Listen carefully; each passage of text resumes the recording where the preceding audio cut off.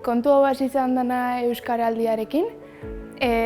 Bertan, hori ez, buru-belarri egon ginen pentsatzenea zertzen egokia tutore edo irakasle bezala Euskararen transmisio egiteko, Euskal kulturaren transmisioa.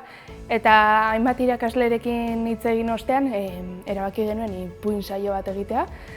Eta hortik aurrera, hontan murgilduta egon ga.